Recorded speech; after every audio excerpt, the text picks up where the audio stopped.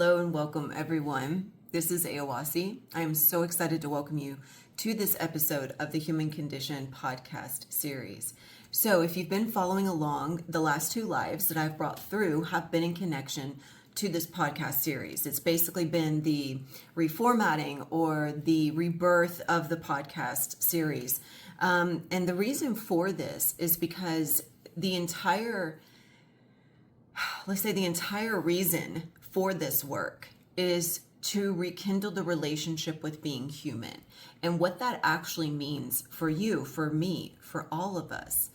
And if we take a closer look at who we are, at how we're living, at our reality, we can see that it all boils down to the brain and the nervous system. And so that's what we're going to be discussing and exploring today is the brain.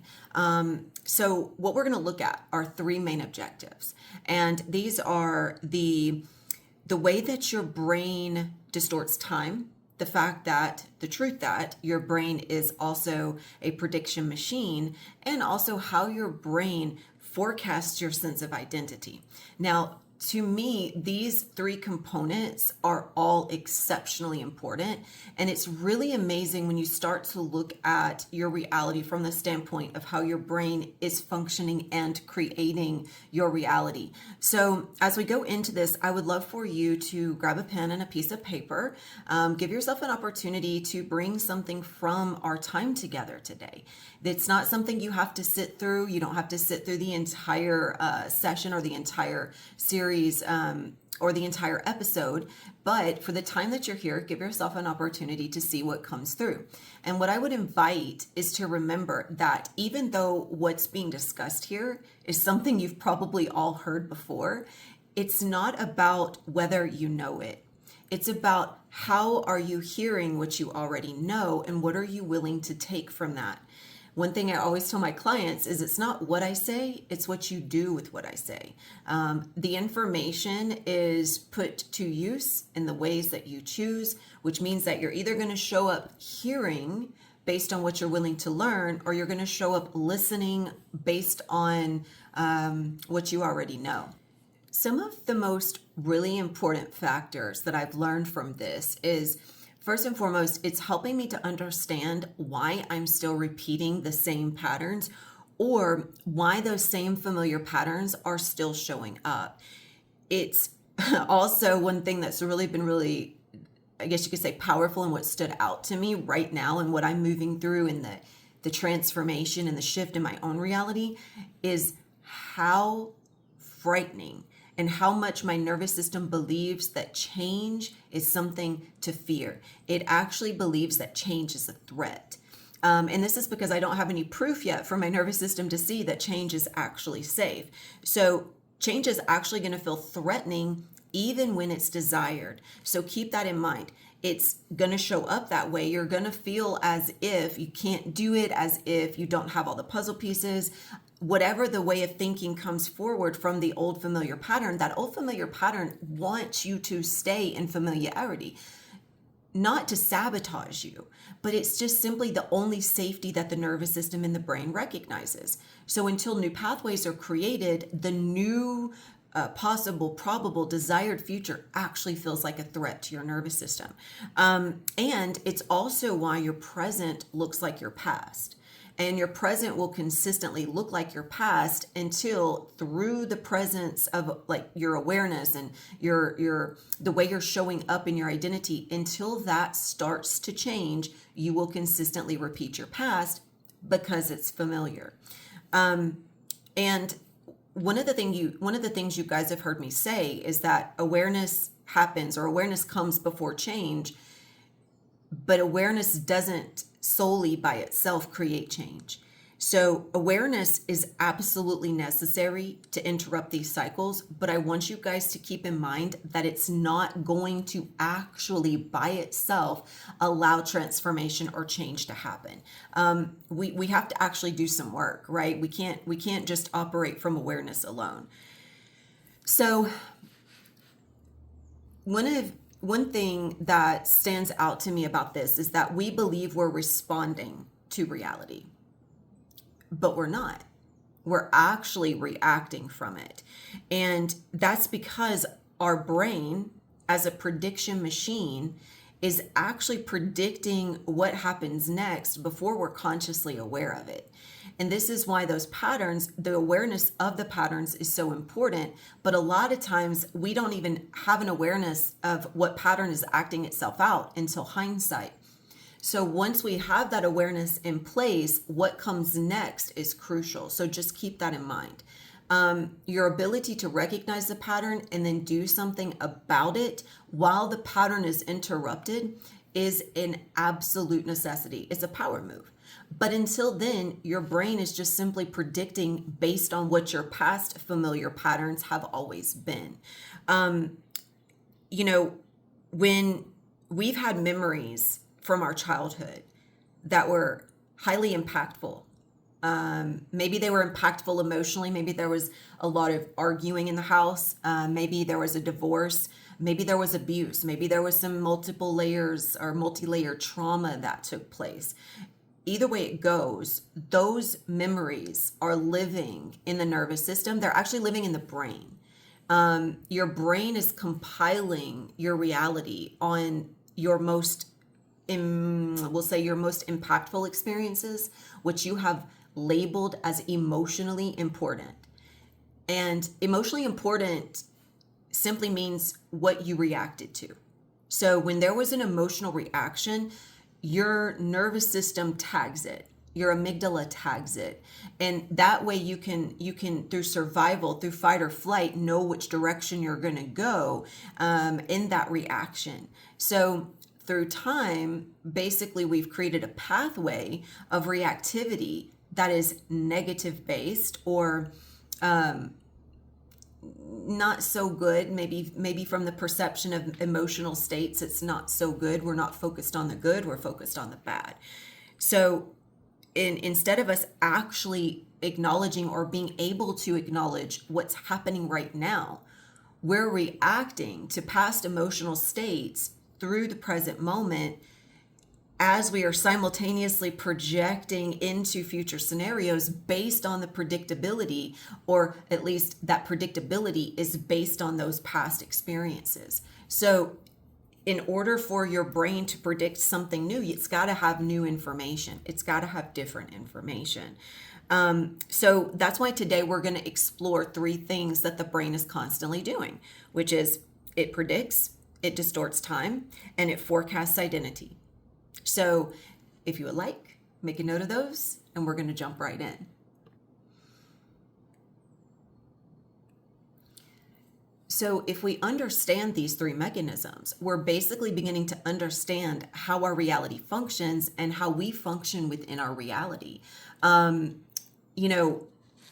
Recently I've had some very challenging things coming up in my own life. And as I'm facing these, this is also why this episode is coming forward. I'd actually recorded something completely different, but I brought this forward because as I'm facing these patterns and these situations in my own life, I have reached some really intense moments of desperation, of fear, of grief.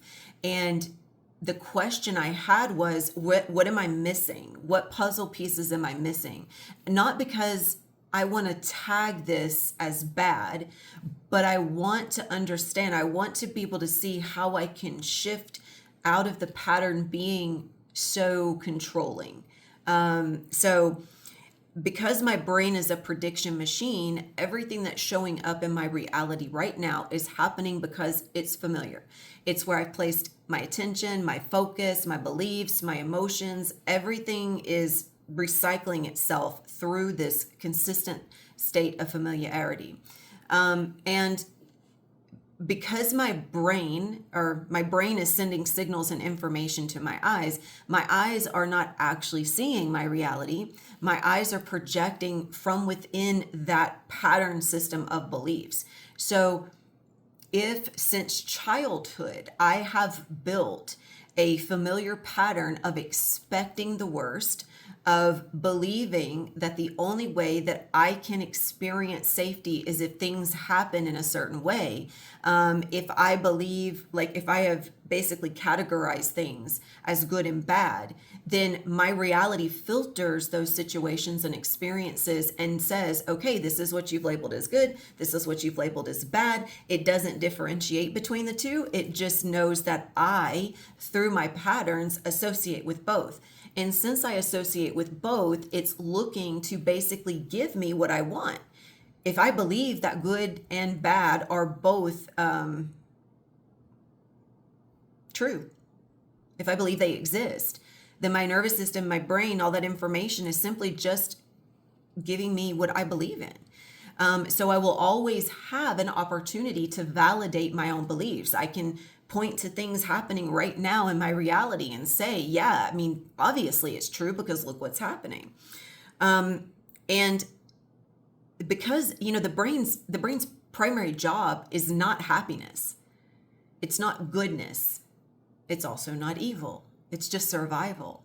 And so every single action, every single projection is coming from a state of survival. It's coming from the only place it associates safety.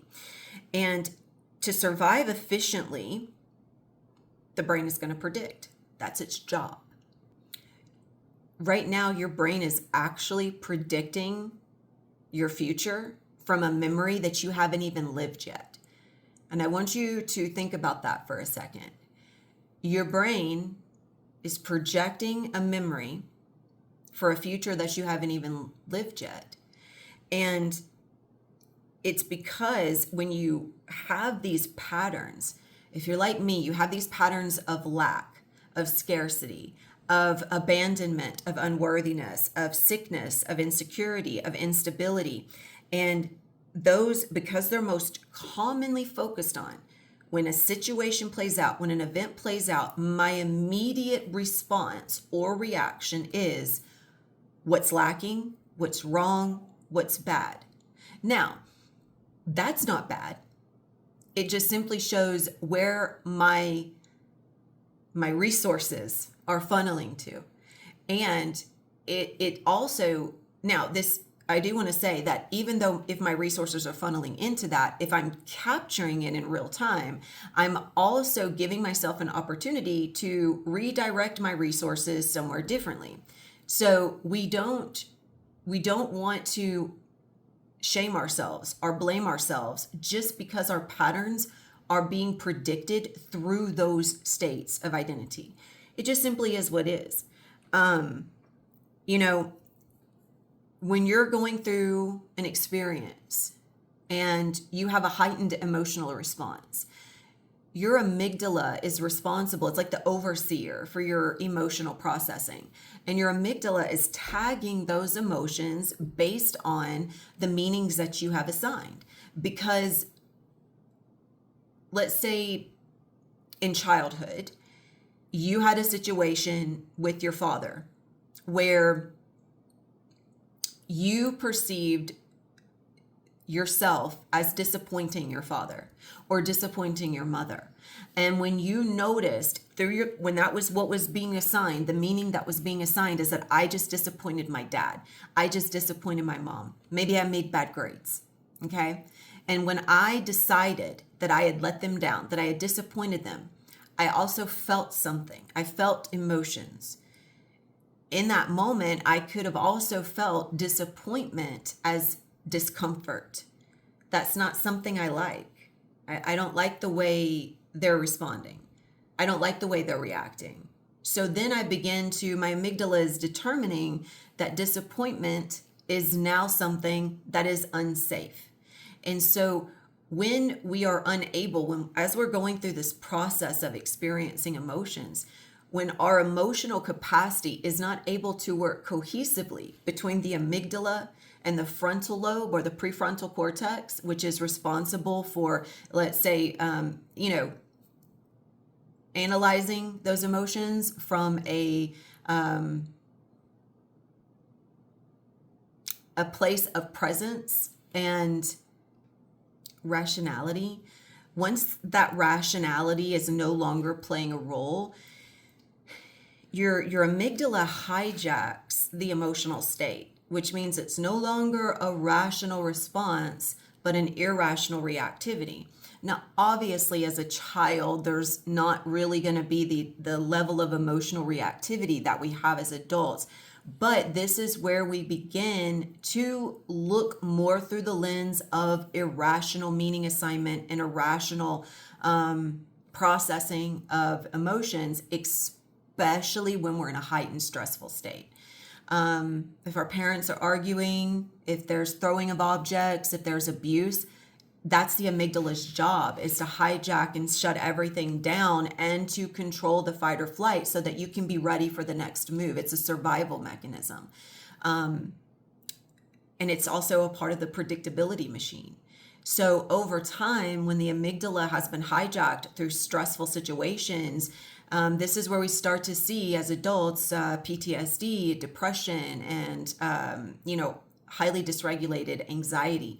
So when the survival state is constantly in motion, when it's constantly happening, then the irregularity and the dysregulation of the body is the most common state. So when we go through these moments, obviously we're experiencing something that's traumatic. We don't, our brain is functioning in the exact way it's meant to.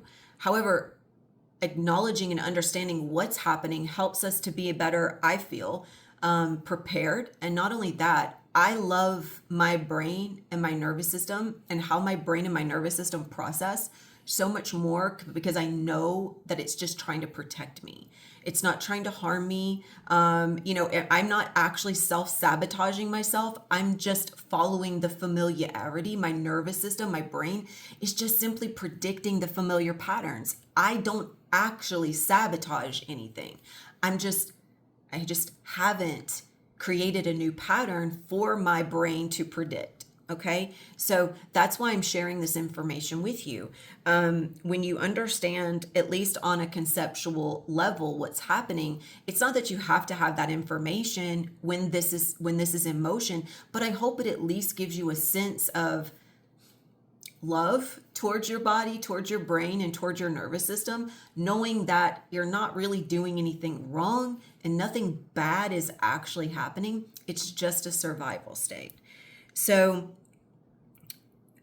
the beautiful part about the amygdala too that I want to say is it's an early warning system. So you're always going to know when a heightened emotional state is on its way. And there will always be signs in the body. Your heart rate speeding up, your palms getting sweaty, the sense of anxiety, maybe not full blown, but the heart rate speeding up. Pay attention to those signals. That is your amygdala letting your central nervous system know that there is an emotional process coming through. So pay attention to your body, because your body is the only thing that lives in the present moment. Okay. So let's look at a real world example.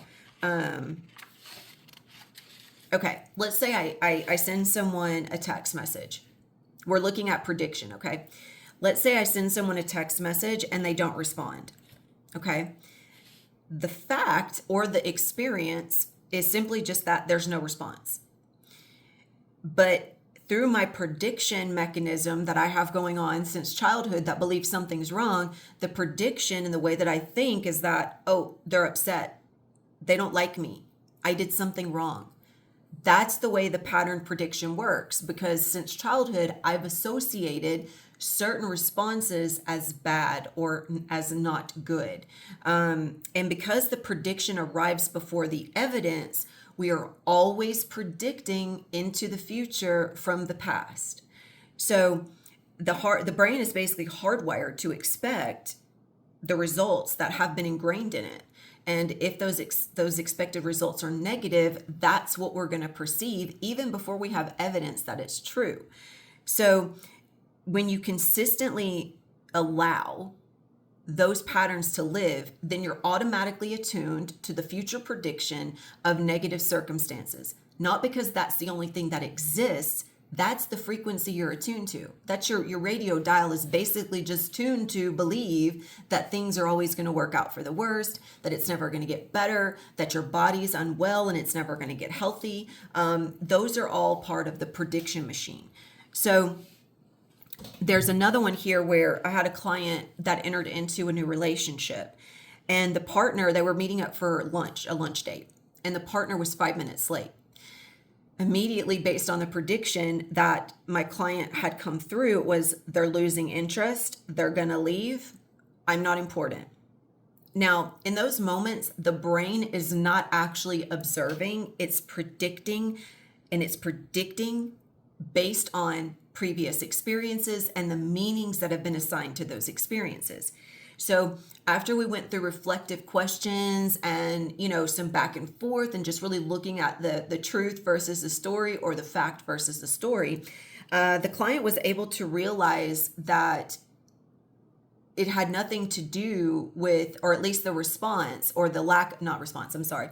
The person being late had nothing to do with them. They were caught in traffic. So, you know what I'm saying? But it's, even though we might have that rational thought, if our patterns are consistently predicting based on those meanings, we're going to overlook, or we won't believe that it could just be traffic. We're going to associate it to be against us instead of the most rational, evidence that's available.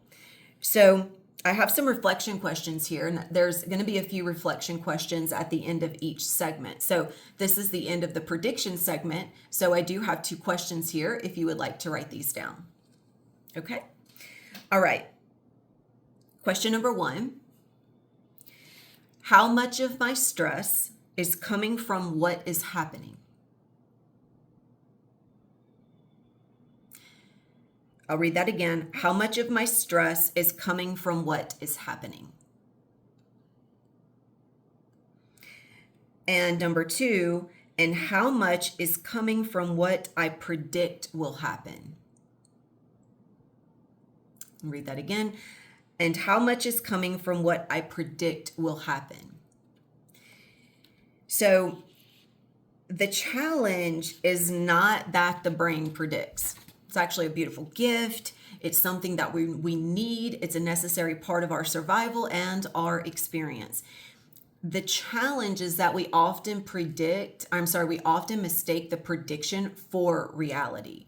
So because of this, what's happening is, in those moments, the brain is also actually distorting time. So you guys heard me mention a minute ago that the only thing that lives in the present moment is the body. That's true. The brain does not live in the present, but the body does. So this is why we say, especially in somatics, the practice is completely based on being present and aware in the body. This brings the nervous system into alignment with the present moment, into alignment with reality, into alignment with fact instead of story, meaning, and prediction. So, reality is obviously happening on a multitude of levels, but because we're usually operating from the prediction part of the nervous system, from the brain is predicting and it's projecting, we don't slow down long enough to actually come into the present. So this is why conscious breathing is really powerful. This is why somatic practices are really powerful. And what that just means is somatics is the nervous system. So when you slow down and you consciously choose to attune yourself to the present moment, the conscious breathing, you're coming into the nervous system. You're not projecting through it. So because we're projecting in the future, I'm going to give you an example here. Let's say this was something that used to really affect me. Let's say I receive constructive criticism or constructive feedback. I've had this happen, and it used to really rile me up because I didn't know how to receive any type of criticism, even if it was constructive. And also too, because I labeled criticism in a very specific way, I was receiving that information in a very specific way. I was receiving it as childhood criticism, not as present moment reflection. So it was the little girl in me that was receiving the negative feedback of the parent that was never happy, that was just always finding something wrong. It was also me hearing parental expectations. So I'm not actually hearing the beauty and the love and the support in the criticism, which to me criticism is just simply constructive support. It's a way to see yourself through someone else's eyes differently. But we're not hearing that. We're hearing through parental expectations. We're hearing through school experiences, how we interacted with our classmates, our teammates. And for me, rejection. I was hearing through rejection. So immediately the way that I heard that feedback was through the fact, or what I believe to be factual. I was hearing it through my past experiences of rejection, which means that this person is simply just telling me what's wrong with me. They've already rejected who I am, and this is basically an attack on my identity. And that's the way my identity took it. So what happens is that you've got a present moment that's beautiful, that's aligned, that's harmonious, because everything in the present moment, everything in the present is aligned. And that present moment becomes emotionally linked to 20 years of history. So I want you to think about that for a second. So basically, you're in the present moment, you're having a beautiful exchange with someone, a friend, a colleague, a partner, and they provide this feedback. But instead of hearing it in relation to them, you're hearing it in relation to your past, in relation to your parents, in relation to your childhood friends. So that's really powerful, that's really impactful, and it's really important to remember what's playing out in those moments. That's why I always say, and I say this in the lives, especially when, and I don't want to discourage anyone from commenting or dropping anything into the comments. But the reason why I'm always reinforcing that you don't know what you think you know is because a lot of times, and I've done this with people that I admire, I've done this with my mentors, I'm interacting with them in real time from that place of I need to impress them and I need to show that I know as much as they know, which means my communication, my texting, my speaking in real time, if I'm not paying attention to where I'm coming from, I will be approaching it from that place of, oh, well, I know exactly what you're talking about. Like, I've had that exact experience. I know all about that.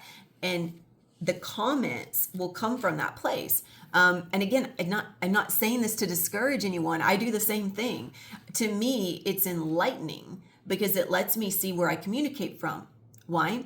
Because I'm not listening from the present moment. I'm listening from past expectations. I'm listening through the persona of the good girl that needs to be seen as knowing. And therefore, I'm not actually receiving the information from a place of learning. I'm receiving it through knowing, which means I'm not receiving it. I'm just talking about what I think they're talking about. That's not an actual exchange. It's not a conversation. Or actually, no, let me say it's a conversation. It's not an exchange. So an exchange is where something within the self is being brought forward as an honest confession. It's being revealed in real time. That's transparency. That's authenticity. So I'm revealing a part of myself openly, in raw form. I'm not trying to talk about what I know, and I'm not trying to be seen as what I know. I'm revealing who I am. And that's a very different thing, and especially when it's happening in real time. So what I would encourage everyone is drop into the lives, challenge yourself to be a part of the conversation and to enjoy the participation, but to also see, can you participate from learning? Even if you know, even if you've heard about it, just like today, receive the information from how can I learn, not what do I know. That's a very different experience. Then you're actually taking advantage of the present moment. You're not distorting it. You're not living through the past.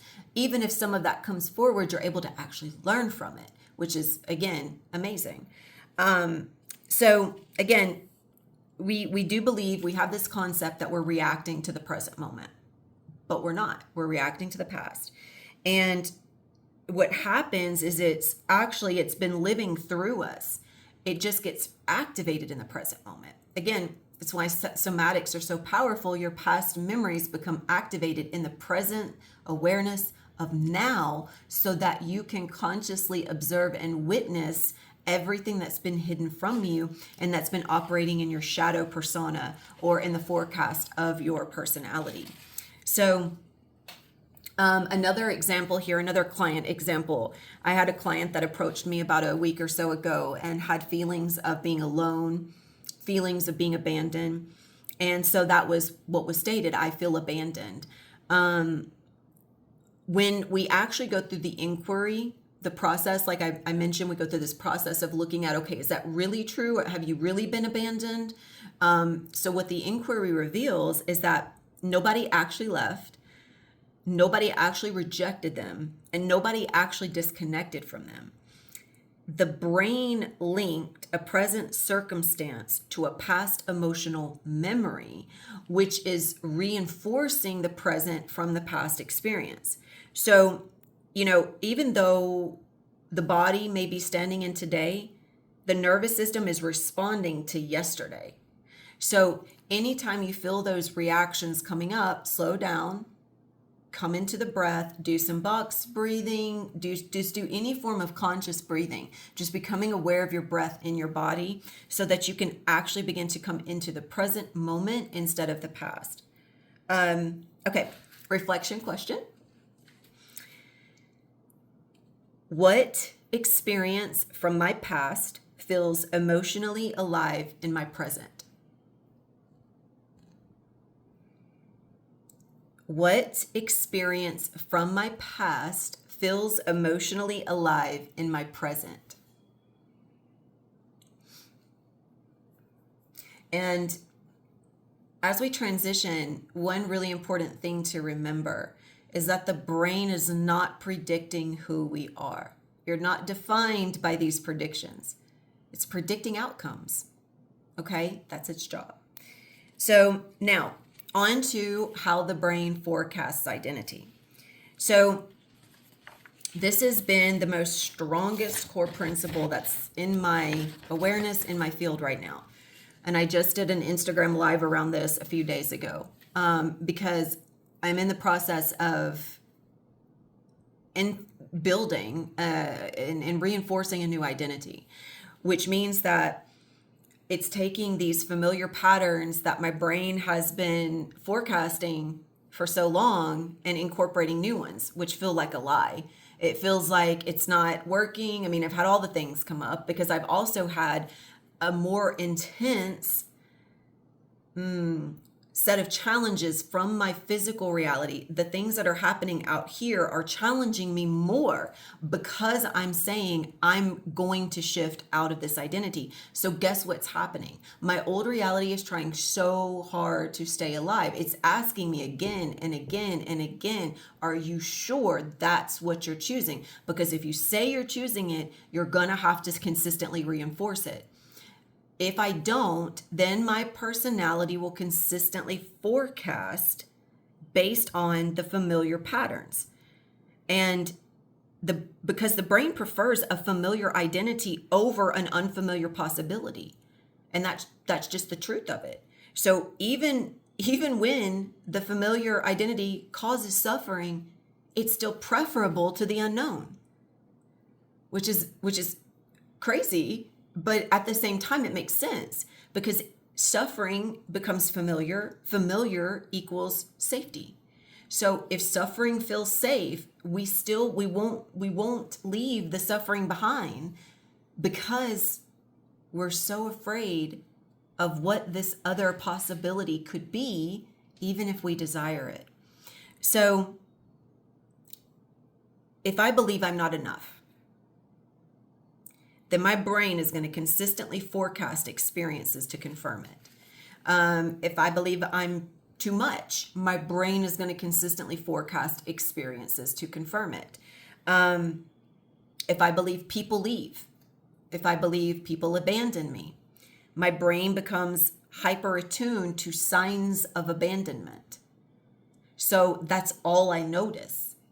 That's all I'm paying attention to, because I have dialed my brain radio, my radio signal in my brain. I've dialed it to that belief over and over and over and over. So through time, I've identified each relationship. I've begun to couple them together, even if they're individually different. If we ended up breaking up, and I just decided to take on the belief that everyone leaves me just because we broke up, even if every single one of those relationships ended differently, I have now concluded that I am always alone because I'm always abandoned. So, or that people leave me, right? So what happens is that if I'm attuned to that, my brain is actually overlooking available connection. I may have every person in front of me as an available connection, but instead of seeing the availability, all I'm seeing is the projected forecast of the future, that either they're just going to leave me or it's not worth it to go into the connection because I'm going to have a plethora of reasons as to why that relationship or that friendship isn't going to work. Because ultimately, at the core, I'm trying to avoid being left. So, really interesting. Now, as I've mentioned, the brain is not trying to hurt me. It's not trying to sabotage me, and I'm not sabotaging myself. I'm just simply forecasting based on what's familiar. So, the forecast is looking for consistency. My most consistent patterns are based on negativity, then that consistency is going to be consistently reinforced. If aloneness or abandonment is familiar, that's where my brain is going to focus itself. So basically, the simplistic part of this is that the brain loves predictability. Identity provides predictability because predictability provides comfort and safety. And ultimately, that's what the identity is looking for. It's looking for comfort. It's looking for safety. It finds that in the predictability of familiarity. That's how it all ties in together. So if suffering has become comfortable and safe, if aloneness has become comfortable and safe, if unworthiness and not enoughness is comfortable and safe, then that's the way the brain is going to forecast the predictability of the identity. So the way this looks in real time or in real life is, let's say I want confidence, but confidence threatens the identity of the version of me, like how my identity struggles. So it's threatening how my identity struggles. It's threatening how my identity hides, and it's threatening how I need approval. So each one of those aspects makes up my identity. So even though I say I want confidence, those parts of me feel threatened because the safety and the security that those parts of me know rely heavily on each of those parts. Like the parts rely on those aspects. So in order for me to feel safe, I need to struggle. In order for me to feel safe, I need to hide. In order for me to feel safe, I need constant approval from others to know that I am loved, validated, and supported. So recently, and this has been playing out for me, and the question that I've been asking, I guess the question my brain has been asking through me is that, will I ever be able to let this part of me go? Because of the struggles that I'm moving through right now, and to the degree at which it's shown up, there's a lot of me that feels very, very not only out of control, but way out of the comfort zone of predictability, because I know I have the information on how to change the predictability, but I don't believe it. It doesn't feel true. It feels like a freaking lie. And so in order for me to see that it's not just possible, but to experience the possibility, it has to become familiar. And this means that I have to basically trade in one state of discomfort, which I think is comfortable, for another state of discomfort, which is actually providing comfort. So bear with me on that. So if I trade in the suffering, even though the suffering is a struggle, even though it doesn't feel good, I have to be willing to go through momentary discomfort to get to the other side, which means that because my brain is seeking predictability, it's just following the familiar pathways. It's got mapped out, right? This is neuroplasticity. Those pathways are mapped out, and that information is firing down those pathways because that's where I've tread the most. And if I'm seeking familiarity, new isn't familiar. It just feels threatening. So I have to trust that letting go is necessary, and that no matter what, it is supporting my greatest good. I cannot begin to stress how important that faith and that trust is, because at the very beginning, it's not going to look like it's going to work out. It's not even going to look like it's working. But this is years and years and years of that identity who struggles, who hides, who suffers, who seeks approval, who seeks love, who seeks validation. That's been built over the last 20 plus years since childhood. This new identity isn't going to come overnight. And at every turn, my old identity is going to be presenting itself, basically asking, are you sure? Because when that identity comes to the control, it's like in the control room, and it's controlling which way I go. I have to override those pathways in real time, and the only way I can do that is being with the body. That's why the slowing down, that's why the breath is so important. So in that moment, instead of following the familiar pathway of suffering, I redirect myself through a slight bit of discomfort into the new territory, so the neuroplasticity can actually begin to take hold. So there's going to be a fight, and you're going to feel like you're being tested, but it's just simply your nervous system. It's basically your reticular activating system is constructing all the new probabilities, but it has to have information to build with, and that information's already available. You just have to consciously focus your energy on it so that you can actually create the neural uplinks, so that that information is the most readily available information that is passing through your pathways, instead of what you have had passing through your pathways since childhood. Okay, time for a reflection question. Okay. What identity am I unconsciously protecting? What identity am I unconsciously protecting?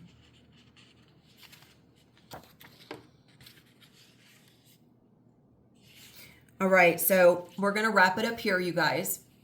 And I want you to take a moment and just look at it. I'm gonna break it down into four, like a flow chart here. You have a past experience. The past experience feeds into the emotional response. The emotional response is then confirmed by the identity. And then that flows back into, loops upon itself as more prediction. That's the loop, okay? So you have the experience, you have the past experience. The past experience is connected to an emotional response. The emotional response is then confirmed by the identity every single time, which leads to more inconsistent predictability around the past experience, around the emotional reinforcement or the emotional response. So this loop is running automatically. You don't have to think about it. And in truth, most people don't even notice it. So the key is, this is where awareness enters. When you bring awareness into the loop, you begin to disrupt it. You begin to recognize what past experience is connected to the emotional response, which is the forecast of the identity right now. And you can start building a different forecast, a different identity, and a different predictability. So the goal is not to prevent the brain from predicting. And it's not to stop it. It's not to control it, and it's not to shame it or guilt it or any of those things. It's to notice when the prediction is occurring. And as you're noticing that, you begin to also notice the meanings you've assigned, why that specific emotional response is showing up. And as you're going through this, the goal is not to eliminate those old memories. You want to celebrate every experience you've ever had. It's to recognize how those memories are influencing your present. So you allow the memories to live, you just shift your relationship to them so that in the moment, in the present, they're not on autopilot controlling how you experience your reality. We're not trying to destroy this identity. I'm grateful. Even the identity that I live in that suffers, I'm grateful. I just want to be more consciously aware of my identities, so I am able to choose differently, and so that I'm able to become more consciously aware of myself and of my life, and I'm able to live through my nervous system differently and in a greater state of responsibility and accountability. So this is also what, when I created the Rev method, that this is what this is based on, right? We reveal the pattern in real time. We observe it, we reveal it. Then we embody once the pattern is revealed, then you know where to go next.